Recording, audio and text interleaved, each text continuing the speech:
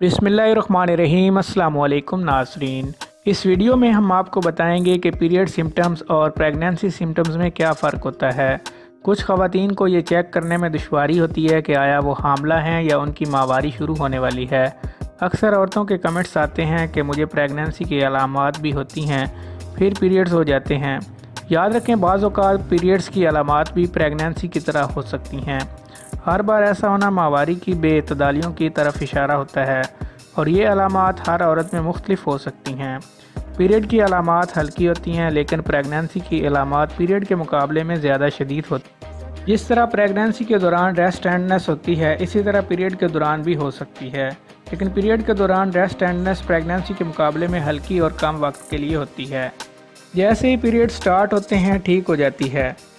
Pregnancy के start में light bleeding होती है, इसे इम्प्लांटेशन ब्लीडिंग कहते हैं। इम्प्लांटेशन ब्लीडिंग प्रेगनेंसी की अलामत है।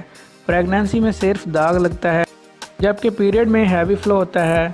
नाउसा या मॉर्निंग सिकनेस सिर्फ प्रेगनेंसी में होती है, पीरियड की अलामत नहीं है, लेकिन पीरियड में सिर्फ हाजमे की थोड़ी बहुत तकलीफ़ हो सकती है। क्रैम्प्स अर्ली प्रेगनेंसी और पीरियड में होते हैं, लेकिन इब्तदाई हमल के क्रैम्प्स सिर्फ पेट के निचले हिस्से में होते हैं।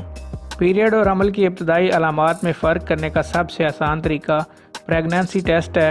अगर आपको लगता है कि आप प्रेग्नेंट हैं तो आपको प्रेगनेंसी टेस्ट करना चाहिए। अगर टेस्ट नेगेटिव हो और पीरियड भी लेट हो चुके हों तो ऐसे में आपको डॉक्टर से मशवरा करना चाहिए।